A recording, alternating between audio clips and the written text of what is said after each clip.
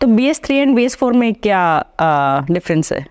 देखो BS3 और BS4 आप मैं बताऊं कि एक पोल्यूशन नॉर्म है, वो स्टेज है भारत स्टेज 3 और 4। तो वहाँ पे होता क्या है कि वहाँ पे जो गाड़ियों से पार्ट निकलते हैं कार्बन डाइऑक्साइड और नाइट्रोजन डाइऑक्साइड, इनके लिए एक लिमिटेशन है वहाँ पे कि इतना ही वो निकलना चाहिए, रिलीज होना चाहिए आपके गाड़ी के इंजन से। तो वो अगर आप मैं बात करूँ BS3 और BS4 में, तो BS3 गाड़ियाँ ज़्यादा पोल्यूशन करेंगी, वहीं पे BS4 जो गाड़ी होगी वो ज़्यादा रिफाइंड है। ओवरऑल अगर परफॉर्मेंस की बात करूँ तो उसकी वो ज़्यादा हो जाएगी, माइलेज आपको अच्छा मिलेगा। बाकी तो इस वक्त तो हम बहुत एडवांस हैं यहाँ पे, तो हम BS5 को यहाँ पे स्किप करके BS6 पे चले गए हैं, और अभी तो 2025 में BS7 आने वाला है।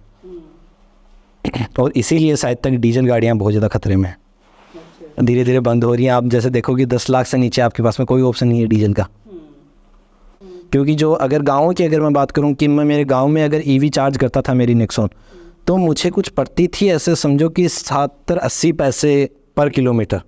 वहीं पे एक डीजल गाड़ी पड़ती है आपको 5-6 रुपये पर किलोमीटर, तो बहुत बड़ा डिफरेंस है।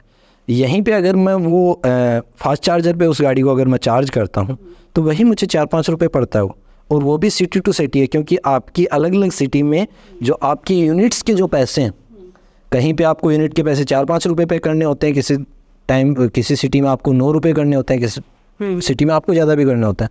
तो वो आपको सिटी टू सिटी पे वेरी करता है आपका कि आपका क्या यूनिट वहाँ पे बिजली का चल रहा है, उस हिसाब से। अगर आप ऐसी सिटी में हो जहाँ पे यूनिट के पैसे बहुत ज़्यादा हैं तो वहाँ पे आपको बहुत ज़्यादा महंगी पड़ेगी वो।